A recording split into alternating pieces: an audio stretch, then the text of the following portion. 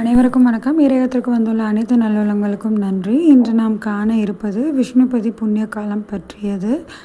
எப்போவுமே மாசப்பிறப்பு அன்னைக்கு தான் விஷ்ணுபதி புண்ணிய காலம் வரும். ஆனால் இந்த கார்த்திகை மாதம் மட்டும் இந்த வருடத்தில் மட்டும் முதல் நாளே, அதாவது மாசப்பிறப்புக்கு முதல் நாளே வருகின்றது. அதாவது நாளை ஞாயிற்றுக்கிழமை அன்று வருகிறது.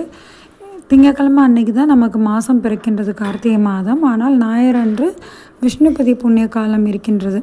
அதனால் நீங்கள் நாளையே நீங்கள் பெருமாள் கோயிலுக்கு நீங்கள் எப்போவுமே நம்ம அதாவது என்ன சொல்கிறது, கொடிமரம் உள்ள பெருமாள் கோயிலுக்கு தான் போகணும். நாளை 6:30க்கு தான் ஆனால் விஷ்ணுபதி புண்ணிய காலம் தொடங்குகிறது. 6:30 to மத்தியானம் 1:30 வரைக்கும் அந்த டைமிங் இருக்குது. அதனால் எப்போவுமே நாளைக்கு கோயிலில் யூஸ்வலாக பெரிய பெரிய கோயில்கள் 12 மணி வரைக்கும் திறந்துருக்கும். சின்ன சின்ன கோயிலில் 10-10:30க்கெலாம் மூடிடுவாங்க. அதனால் நீங்கள் 6:30 மணிக்கு மேலே இல்லை 6:30க்கு நீங்கள் கிளம்புனீங்கன்னா 7 மணிக்கெலாம் கோயில் போயிடலாம். அந்த மாதிரி 7 மணிக்கு மேலே நீங்கள் தொடங்கலாம்.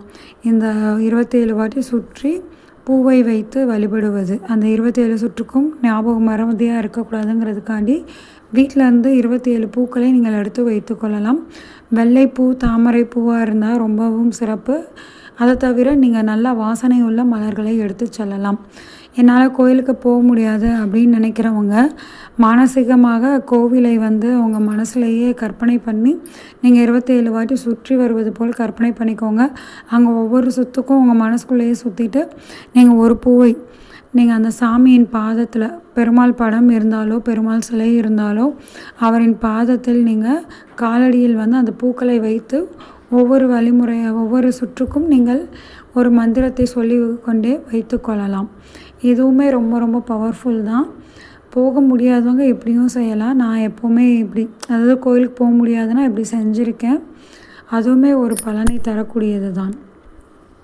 நன்றி, வணக்கம். இது போன்ற இணைய பதிவுகளை பெறுவதற்கு இன்றைய இரகத்திற்கு உங்களை பதிவு செய்து கொள்ளுங்கள்.